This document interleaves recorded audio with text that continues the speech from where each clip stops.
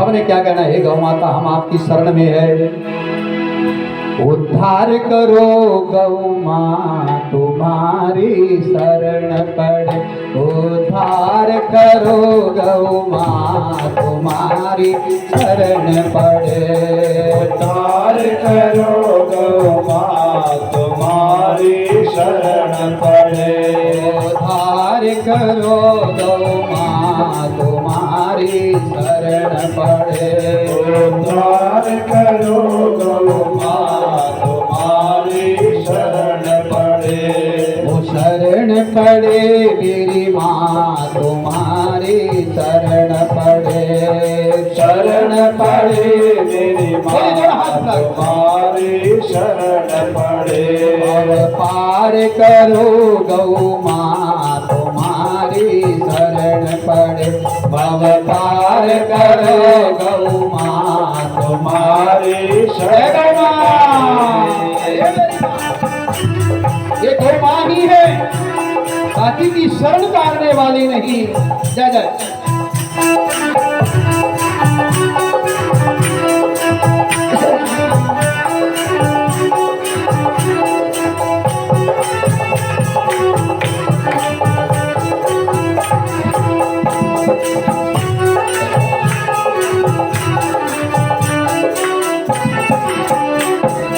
कैसे तेरा नाम दयाए, कैसे तेरा नाम दयाए, कैसे तेरा नाम दयाए, कैसे तेरा नाम दयाए, वो कैसे तेरी लगन लगाए, कैसे तेरी लगन लगाए, वो कैसे तेरी सेवा कर पाए, कैसे तेरी भाकर पाए, वो कैसे तेरी सेवा कर पाए, कैसे तेरी भाकर पाए, हृदय जगा दो ज्ञान तुम्हारी शरण पड़े, हृदय जगा दो माँ तुम्हारी शरण पड़े, अब पार करो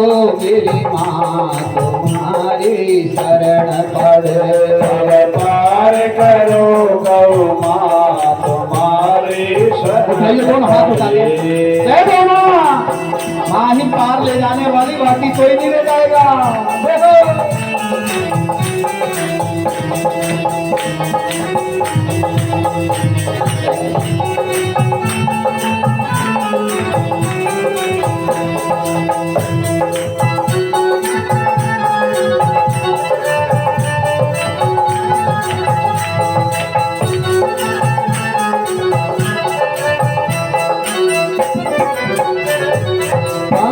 मतों की सुन सुन बातें, पंथ मतों की सुन सुन बातें, द्वार तेरे तक आँच न पाते, तेरे पर आंच न पाते, द्वार तेरे तक पहुँच न पाते, द्वार तेरे तक पहुँच न पाते, भट्ट के बीच मजदार तुम्हारी शरण पड़े, शरण पड़े गौ माँ तुम्हारी शरण पड़े, जय गौ माँ। माँ से प्रार्थना करो माँ, न जाने कितने पंथ हो गए, कितने धर्म हो गए, मन बड़ा भटक रहा है, यहाँ जाएं वहाँ जाएं, पर परम धर्म है गौ माँ की सेवा। इसलिए उठाइए दोनों हाथ, गौ की सेवा कर ली, सब कुछ मिल गया, सब पंथ प्रधान है, सब धर्म प्रधान है।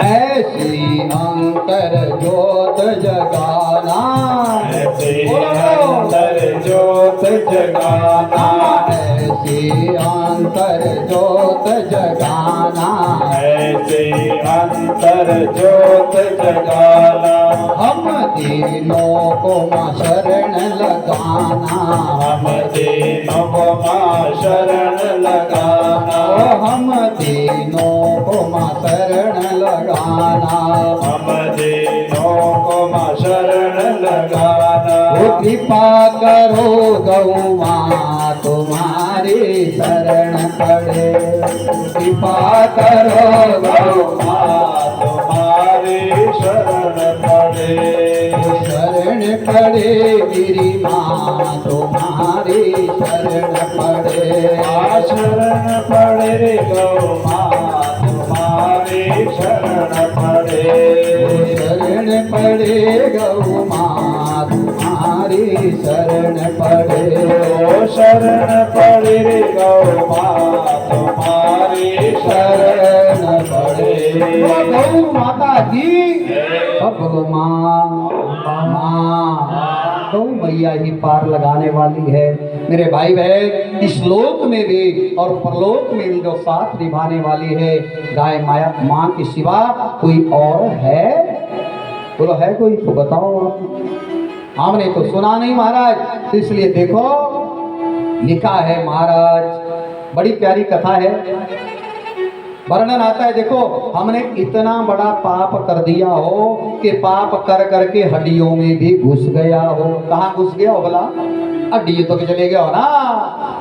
तो उसका लाज क्या है? बताऊं लाज? उसका एक इलाज है, यद्वगस्ति गतम पापम देति स्तति मामका परासनात् पंचगव्यस्या देरति प्रतिवेदना। बोले महाराज यदि हड्डियों में भी पाप चला गया हो, नित्य प्रति जो जीवात्मा गाय माता के पंचगव्य का पान करता है। क्या करता है? गाय के पंचगव्य में क्या आता है? गाय का दूध, गाय का दही, गाय का घी, गाय का मूत्र, गाय का गोबर, ये है पंचगव्य। पंचामृत अलग चीज है, ये पंचगव्य। बोले पंचगव्य का पान जो रोज करता है उसका हड्डियों का पाप भी धुल जाता है और हड्डियां वज्र की तरह हो जाती है, पक्की मजबूत। अच्छा ईमानदारी से बताओ, आपको यूं ही पता लग जाएगा हड्डियां किसी की कमजोर हो तो डॉक्टर क्या देता है? गोली। एक गोली देता है, उसका नाम है कैल्शियम। क्या है? सुना है? और साथ में कहता दूध बेढ़ा है कि नहीं? है कि नहीं? तो दूध में क्या है? कैल्शियम है। हड्डियों को मजबूत रखना तो दूध पियो। और सच्ची बात बताऊं ना, ऐसे गोली शब्द भी क्या है?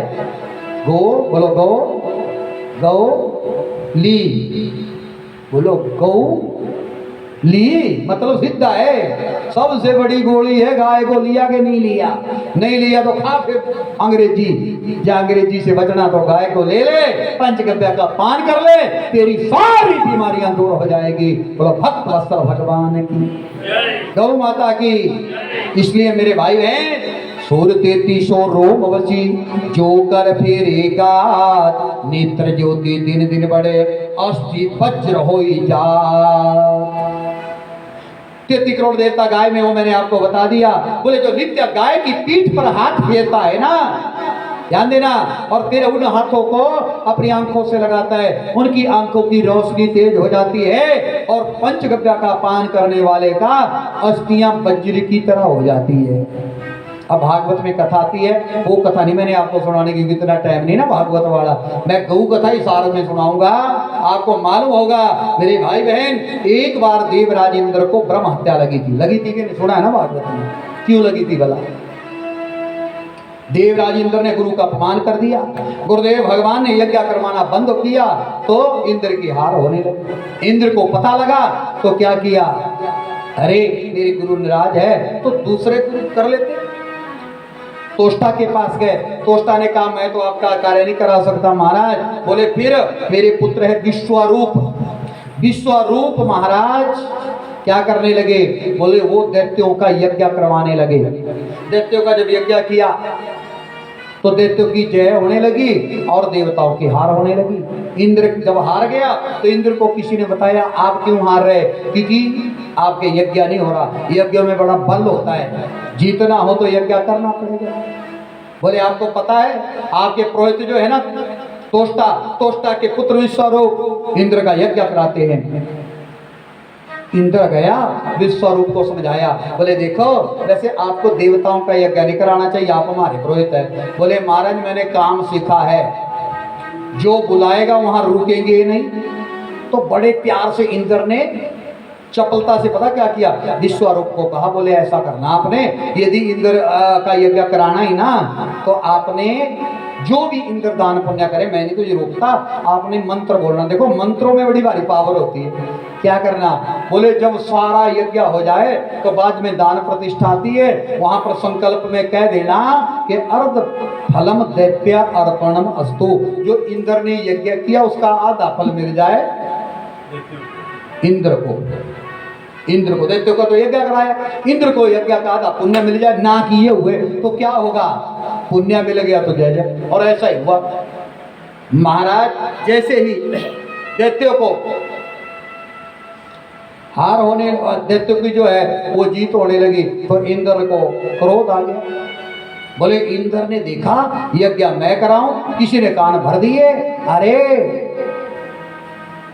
वो तुम्हारा जो पुरोहित आता है ना यज्ञ तुम कराते हो और फल दैत्यों को जाता है, इसलिए दैत्यों की जय जयकार। बोले क्या करे, इंद्र को क्रोध आया, जैसे सुना और महाराज श्राप तो छोड़ो परे, जोर का प्रहार किया और विश्वरूप का वध कर दिया। बोलो गोविंद भगवान की। विश्वरूप का जब वध हुआ तोष्टा को क्रोध आया, अरे इन्होंने मेरे पुत्र को मार दिया। तोष्टा ने अग्निदेव को प्रज्वलित किया, मेरे पुत्र को इंद्र ने मारा है, इंद्र को मारने वाला पुत्र पैदा हो जाए। क्रोधावेश में मंत्र थोड़ा उल्टा बोल दिया, मंत्र बोल रहा था कि इंद्र को मारने वाला, वहां बोल दिया कि इंद्र से जो मर जाए। अग्नि में से एक पुत्र पैदा हुआ जिसका नाम वृत्रासुर रखा गया, और अवन कुंड से जब वृत्रासुर पैदा हुआ महाराज तो इंद्र घबरा गया। अब घबराया, वो बचने वाला नहीं। इंद्र को देवताओं ने बताया, बोले यदि वृत्रासुर से तू बचना चाहता है तो एक ही उपाय है। बोले क्या, बोले यदि किसी ब्राह्मण की हड्डियों का वज्र बनाओ। क्या बनाओ, ब्राह्मण की हड्डियां मिल जाए और उसका वज्र बना लो तो क्या होगा, बोले उससे ये वृत्रासुर मरेगा। अब इंद्र कहे कौन ब्राह्मण है कोई ऐसा जो अपनी हड्डियां दान कर देगा, बोलो हैं? धन्य है हमारे देश भारत के ब्राह्मण संत महात्मा। किसी ने कह दिया महाराज दधीची ऋषि बड़े भारी दानी है और उनकी हड्डियां पहले वज्र की तरह है। वज्र की तरह कैसे है, क्योंकि नित्य प्रति महाराज दधीची ऋषि गाय की सेवा करते, पंचगव्य का पान करते, हड्डियां वज्र की तरह है। इंद्र को पता लगा, चरणों में प्रणाम किया, कहा महाराज ब्राह्मण देवता दधीची ऋषि बोले हाँ। बोले महाराज आपसे मांगूंगा पर मना मत करना। बोले आज तक जब किसी को नहीं किया तो आपको क्या मना करूंगा। बोले महाराज मुझे आपकी हड्डियां चाहिए। क्या चाहिए, हड्डियों का दान दे दो अपनियों का। बोलो यदि कोई आजकल मांगेगा तो मिल जाएगा, अगले की हड्डियों का ही हो जाएगा, चूरा चूरा दान तो हो गया। पर हमारे देखिए भैया कैसे ऋषि मुनि हुए जिन्होंने अपने हड्डियों को भी दान में दे दिया, ऐसे बड़े बड़े दानी हुए। और अब दधीची ने कहा धन्य हो जाऊंगा मैं महाराज यदि मेरी हड्डियां आपके काम आ गई। जाओ गुड़ और महाराज गेहूं का आटा लाओ, मेरी देही में लगाओ, गौ माताओं को बुलाओ, गौ माताएं महाराज चाट जाएंगी, चमड़ा इत्यादि निकल जाएगा, हड्डियां बचेगी तुम ले लेना। और दधीची ऋषि की जो पत्नी है वो उस समय के बीच में महाराज जंगल में गई हुई थी, अकेले थे ऋषि। 2 साल का एक उनके बच्चा भी था। ध्यान देना, अब गौ माता ने महाराज सारा वो साफ कर दिया, हड्डियों का पिंजरा बचा। इंद्र ले गया और इंद्र ले जाकर के जब गया तो आप लोग जानते हैं वज्र बनाया, उस वज्र से वृत्रासुर का वध कर दिया। बोलो गोविंद भगवान की, जोर से बोलो गोविंद भगवान की। वृत्रासुर का वध हुआ मेरे भाई बहन, और यहाँ श्राप लग गया इंद्र को, काहे का, ब्रह्म हत्या का। और ब्रह्म हत्या इंद्र के पीछे दौड़ी, इंद्र भागा मानसरोवर में कमल नाल में छुप गया। उधर इंद्र की पत्नी इंद्राणी आई, आकर के मारा गुरु महाराज की प्रार्थना करने लगे, गुरुदेव भगवान आपका अपमान हो गया है, आप क्षमा कर दो। बोले क्या करें, मेरा पति पता नहीं कहाँ चले गया। बोले वो मानसरोवर में कमलनाल में है, ब्रह्म हत्या उनका पीछा कर रही। ध्यान देना मेरे भाई है, यहाँ पर गुरु महाराज ने जो ब्रह्म हत्या थी उसको 4 हिस्सों में बांट दिया। जो इंद्र को ब्रह्म हत्या लगी उसके 4 हिस्से किए। पहला हिस्सा जल को दिया, दूसरा हिस्सा पृथ्वी को दिया, तीसरा हिस्सा वृक्षों को दिया और चौथा हिस्सा माता बहनों को दिया। 4 हिस्से हैं ब्रह्म हत्या के। जल में जो फेन होता है, जो झाग होती है, ये ब्रह्म हत्या। इसको नहीं पीना चाहिए, फेन नहीं खाना चाहिए, कई लोग खा जाते, गलत है। और जल को वरदान दिया साथ में कि जाओ आप बहते रहोगे तो 10 मीटर के आगे जाके शुद्ध हो जाओगे। पृथ्वी में जो कुकरालू मिट्टी कई लोग खाते, उस माता ज्यादा खाती वैसे कुकरालू मिट्टी ना, ये ब्रह्म हत्या, ये नहीं खाना कभी नहीं। और धरती को वरदान दिया, जाओ तुम 100 गुना उपजोगी, एक बीज डालोगे तुम सैकड़ों गुना फलोगी, ये वरदान भी दिया। तीसरा, वृक्षों में जो गोंद निकल, सब गोंद खाने का नहीं है, ये ब्रह्म हत्या है। और वृक्षों को वरदान दिया, जाओ तुम्हें काटेंगे तो बार बार आप उगते जाओगे। और माताओं बहनों में भी, माता बहनों, ये जो ऋतु धर्म आता है, महीने के महीने माता बहनों को आता है, ये भी ब्रह्म हत्या है। और कहा, जाओ मेरी माता बहनों, यदि महीने के महीने तुम्हारा सुचारू रूप से ठीक ढंग से ये ऋतु धर्म आता रहेगा तो आप संतान को जन्म देने के लायक होगी, अन्यथा तुम संतान को जन्म नहीं दे पाओगी। और ध्यान रखना मेरी माता बहनों, इन 4 दिनों का तो परहेज करना ही चाहिए। आज चंदन षष्ठी है ना, बहुत सारी माताओं ने व्रत किए हुए, वो काहे के लिए करते हैं भला? अनजाने में इन दिनों, ये अनजाने में है बस, आजकल मॉडर्न जमाना हो गया। गांव में तो हमारे आप लोगों के यहाँ फिर भी शुद्धता है, पर शहरों में इस बात को मानने वाला कोई नहीं। तो जी ये तो शास्त्रों में लिखा हुआ, ये क्या बात है? एक बात बताऊं, प्रैक्टिकल देखना इसका करके, देखा भी होगा आप लोगों ने। जब माता बहन को ऋतु धर्म आया हो, महीने का मासिक धर्म में हो, तो फूल, कोई फल वाले फल लगा हो, कोई घिया कद्दू की बेल हो, उसके ऊपर परछाई देना, परछाई, कीड़े पड़ जाते हैं, सड़ जाता है वो भी। और फिर उसका छुआ हुआ अन्न भोजन जो जीवात्मा खाएगा, उसकी क्या दशा होगी। मैं तो हाथ जोड़ता हूँ हर जगह, ऐ मेरी प्यारी माताओं, उस समय में ऐसा जानबूझ के काम नहीं करना। लिखा है, प्रथमे अन्नी चंडाली, द्वितीय ब्रह्मघातिनी, तृतीय रजकी प्रोक्ता, शुद्धाख्या चतुर्थे अन्नी, पंचमम देवकारेषु, षष्ठी पितृकर्मणि, सप्तमे सर्वकारेषु ब्रह्म हत्या प्रकृतिता। 7वें दिन में माता बहन पूर्ण रूप से शुद्ध हो जाती है, पर कम से कम 4 दिनों का तो परहेज जरूर करना चाहिए। बोलो गौ माता, गौ माता की। तो ये चंदन छठी का व्रत इसीलिए है कि अशुद्ध अवस्था में अन्न छूता हुआ किसी को हमने परोस दिया हो, खा लिया किसी ने, तो ये भगवान हमारे को क्षमा कर देना, माफी कर देना, पर जानबूझ के नहीं करना ऐसा काम। और ये व्रत करना भी तभी चाहिए जब माता बहनों का ऋतु धर्म बंद हो जाए। अभी नालागढ़ में हम थे, तरह तरह के लोगों के रिवाज है, व्रतों का भी लोगों ने अपने अपने तरीके से उसका आडंबर बना दिया। तो वहाँ कई जगह की माता बहनें आई, तो कई देवियाँ वहाँ आई है, दूर दूर से बाहर के लोग, तो बोले जी हमारे तो रिवाज है कि जब ये ऋतु धर्म आता है उस टाइम में व्रत करो। हे भगवान, उस समय में तो कोई व्रत नहीं लिया जाता। बोले उस टाइम में स्नान हो जाए तो और अच्छा होता है, उस समय से लो। मैंने कहा पता नहीं भाई किसने तुम्हें बता दिया, कौन ब्राह्मण है या कहीं पढ़ा हो तो हमें भी बताओ। बोले जी हमारे को तो बताया, भेड़ चाल में नहीं रहना। बोलो गौ माता की। ये तो कथा भागवत की यूं सुना दी मैंने क्योंकि ज्ञान था, लेकिन इसमें जो गौ कथा है वो अब आपको बता रहा हूँ। मेरी माता बहनों, हम भी सोचते थे कि दधीची ऋषि ने हड्डियां दान कर दी। अब ऋषि है, सोच रहे थे पता नहीं 100 साल का होगा, दान कर दी, तब क्या हो गया? 100 साल का बुढ़ा होना ऋषि को ही दान कर दिया, यूं भी तो मरना ही था। पर जब हमने खोज करी तो भविष्य पुराण, स्कंद पुराण, पद्म पुराण इत्यादि में वर्णन आता है, भागवत में तो नहीं है। बोले महाराज जब दधीची ऋषि ने हड्डियों का दान किया तो उम्र 32 साल की थी। साहब कितनी? बोलो 32 वर्ष की उम्र थी। 2 वर्ष का इनके घर में पुत्र था छोटा सा, और अपनी हड्डियों का दान दे दिया। ऐसे दान कर सकता है कोई? धन्य है महाराज जैसे। और इनकी जो पत्नी है महाराज, जैसे ही जंगल से घर में वापिस आई तो महाराज घर में वापिस आकर के देखा तो अपने पति के अवशेष बचे हुए देखे। पता लगा वो तो हड्डियों का दान देके चले गए। उन अवशेषों को उठाया, अरे मेरे पति जीवित नहीं रहे तो मैं भी पति के साथ सती हो जाऊंगी। चिता लगाई, ध्यान देना, और चिता लगा करके पति के साथ इनकी पत्नी भी, पर 2 साल का बच्चा है, ध्यान दीजिएगा। क्या करें उस 2 साल के बच्चे को? उस मैया ने दधीचि ऋषि की पत्नी ने लिया और उस बालक को लेकर के वहीं पीपल का एक वृक्ष था, पीपल वृक्ष के कोटर में छोड़ दिया।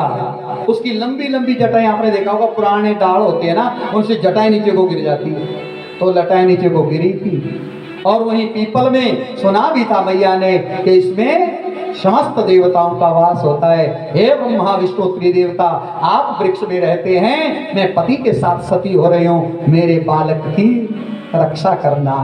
और आपने देखा भी होगा, जाको राखे साइया मार सके ना कोई, बाल भी बांका न कर सके जो जग बैरी होए। मेरे भाई बहन, जिसको वो बचाता है ना, वो तो हजारों किलोमीटर में जाके भी बच जाता है। बालक को छोड़ा, स्वयं सती हो गई। और अब देखो रोज क्या होता है, रोज एक गौ मैया आनी शुरू हो गई। ध्यान देना, गाय माँ की कथा है।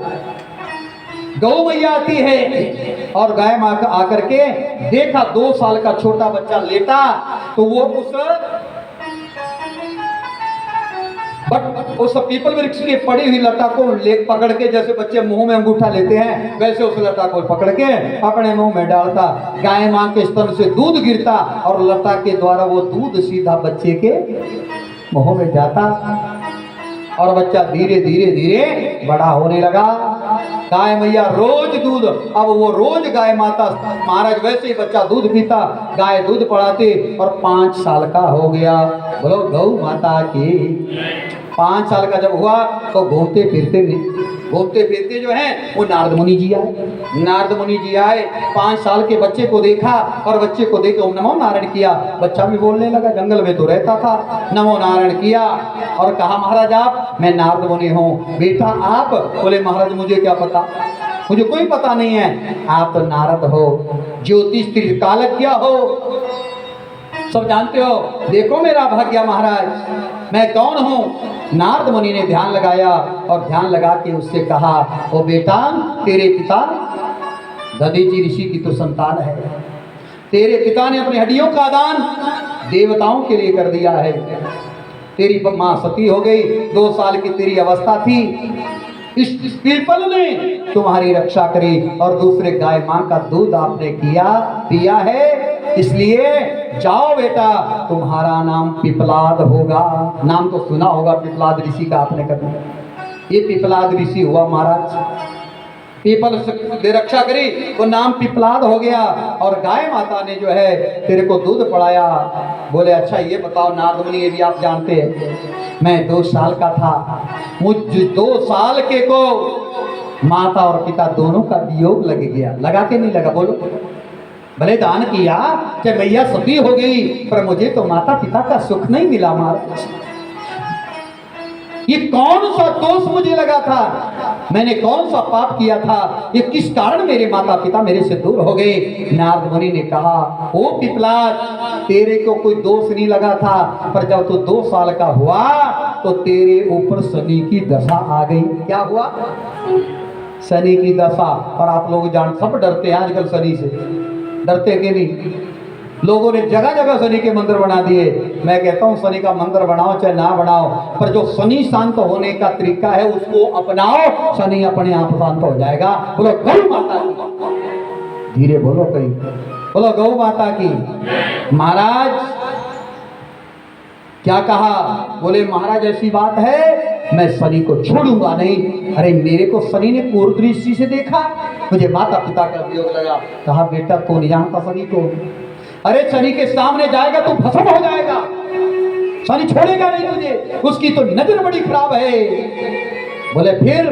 बोले यदि तेने शनि से को जीतना है तो पहले महाकाल की प्रार्थना करो, शंकर भगवान का आराधन करो। क्या करो? है? शंकर भगवान का आराधन करो। तो आओ 2 मिनट हम शंकर भगवान के मंदिर में बैठे। इतने दिन हमने शंकर का नाम नहीं जपा, टाइम तो आज्ञा नहीं दे रहा, पर हमने भी 2 मिनट तो चलो बड़ा भारी जरूरी है। तो आए, सब क्या बोलेंगे, शंकर भगवान का हम भी थोड़ा डमरू बजा लेना हैं। और शंकर भगवान ही तो कल्याण करने वाले हैं। अब टिपलाट लगा महादेव का नाम जपने, और क्या बोलता है, वो मेरे सिवा दा डमरू बजदा बजदा बीच कैलासाते, वो मेरे सिवा दा डमरू बजदा बजदा बीच कैलासाते, वो मेरे सिवा दा डमरू बजदा बजदा बीच कैलासाते, मेरे भोले दा डमरू बजदा बजदा बीच कैलासाते, ओ मेरे भोले दा डमरू बजदा बजदा बीच कैलासाते, बजदा बीच कैलासाते, ओ बजदा बीच पहाड़ाते, ओ बजदा बीच कैलासाते, बजदा बीच पहाड़ाते, ओ मेरे जय हो शिवा दा डमरू बजदा बजदा बीच बनाले दे, हो मेरे शिवा दा डमरू बजदा बजदा बीच बनाले दे, बजदा बीच बनाले दे, वो बजदा पापी दे दवारे दे, ओ बजदा बीच बनाले दे, बजदा बीच बनाले दे, ओ मेरे शहर डमरू बजदा बजदा बीच बनाले दे, ओ मेरे शिवा दा डमरू बजदा बजदा बीच बनाले दे। हर हर महादेव।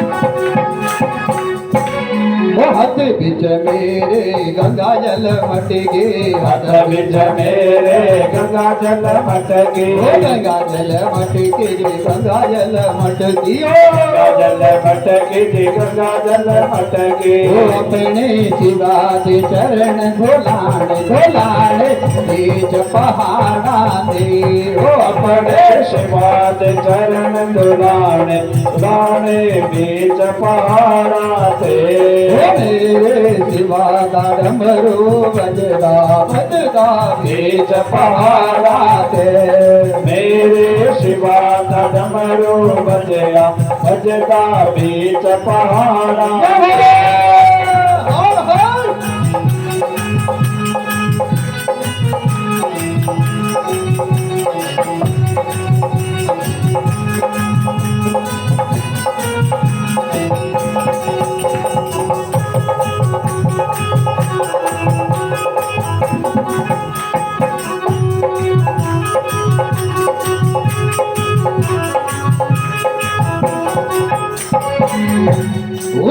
चुन कलिया में हार बनावा, चुन कलिया में हार बनावा, चुन कलिया में हार बनावा, चुन कलिया में हार बनावा, अपनी शिवा दो हार बनाना बनाना बीच पहाड़ा से, ओ अपने शिवा दो हार बनाना बनाना बीच पहाड़ा से, बनाना बीच पहाड़ा से, बनाना बीच पहाड़ा से, बनाना बीच पहाड़ा से, बनाना बीच पहाड़ा से, मेरे डमरू बजदा बजदा बीच पहाड़ा से, मेरे शिवा दा डमरू बजदा बजदा बीच पहाड़ा से।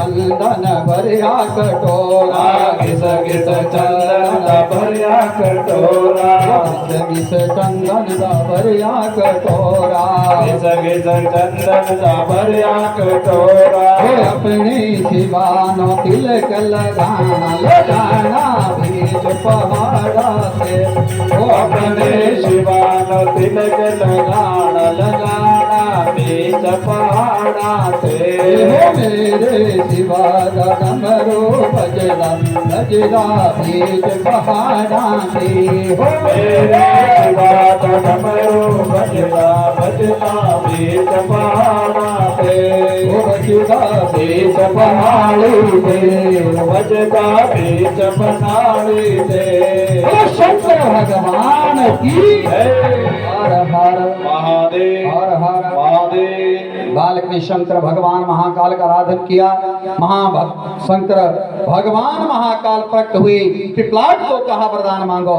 कहा महाराज और वरदान नहीं, मेरे को वरदान दे दो, मैं अजरम रो जाऊं। अरे अजर हम रो के क्या करेगा, बस महाराज मैं अपने माता पिता का बदला ले सको। शंकर भगवान ने आशीर्वाद दे दिया, जाओ तुम कभी हारोगे नहीं, तुम्हारी सदैव जीत ही जीत होगी।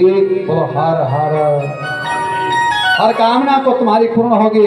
बस इतना आशीर्वाद मिला और जाकर के अब सीधा काम किया गया। भला हवाई काम की कथा। अब ललकार दिया सीधा शनि को, शनिदेव। जैसे शनि को ललकारा तो शनि तो किसी हारता ही नहीं था महाराज, लेकिन महाराज जैसे ललकारा है तो शनिदेव थर थर कांपने लगा। किससे बोलो, पिपलाद से थर थर कांपने लगा। कहा तेरी टेढ़ी दृष्टि ने, मैं 2 साल का था, मेरे ऊपर तूने बुरी नजर डाली, मेरे माता पिता का मरण हो गया, मुझे माता पिता का वियोग लग गया, मैं तुझे जिंदा नहीं छोड़ूंगा, भस्म कर दूंगा। शनि देवता ने माफी मांग ली। क्या कहा, क्षमा कर दो ऐ पिपलाद, मुझे क्षमा कर दो, क्षमा कर लो महाराज, मुझे मारो नहीं, मेरे से जो भी वरदान मांगना चाहते हो वो वरदान मांग लो। बोलो गौ माता की, जोर से बोलो एक बार, गौ माता की। महाराज उसमें पिपलाद ने अपने लिए नहीं मांगा कि मेरे को कुछ नहीं देना, आज जाना। अरे 2 साल का मैं था, मेरे माता पिता का वियोग हो गया, आज के बाद भी ना जाने कितने बच्चे ऐसे छोटे छोटे होंगे, ये शरीर बुरी दृष्टि से देखेगा, माता पिता का वियोग लग जाएगा। महाराज ध्यान आया, इस पीपल ने मेरी रक्षा करी है, पीपल मेरा पिता है, नाम तभी तो पिपलाद पड़ा है। कहा है शनिदेव आप वरदान दो, आज के बाद जो भी जीव, ध्यान से सुनो कान खोल के, ये मांगा है पिपलाद ने कि जो भी व्यक्ति सूर्य उदय से पहले, पर ये कहा है सूर्य उदय से पहले, बाद वाला नहीं, पर चलो बाद में कर लेना काम कौन सा। कहा जो व्यक्ति सूर्य उदय से पहले इस पीपल को पानी चढ़ाएगा, क्यों चढ़ाएगा, इसने मेरी रक्षा करी है ना, जो पीपल पर जल चढ़ाएगा तुम उसको कभी बुरी दृष्टि से नहीं देखोगे, शनि तुम उसके लिए शांत हो जाओगे। कहा सत्य है, मैं शांत हो जाऊंगा, जो पीपल को पानी देगा। ध्यान देना, शनि शांत कैसे होगा, तथास्तु। इसलिए पीपल को पानी बोलो देना चाहिए ना। और नंबर 2, आय हाय, कहा महाराज जो अपनी नेक कमाईने से गौ माता के लिए चारा देगा, रोटी देगा, हिस्सा खिलाएगा, जो गौ माँ की सेवा करेगा। क्यों भला, किसी गौ माँ का दूध पी के तो मैं जिंदा रहा, मेरी माँ तो चली गई थी महाराज। जो भी गौ माँ की रक्षा करेगा, मेरे को आज वरदान दो, उसको भी तुम कभी सताओगे नहीं, शनि तुम शांत हो जाओगे। शनि ने तथास्तु कहा। क्या कहा, समझ आई बात के नहीं।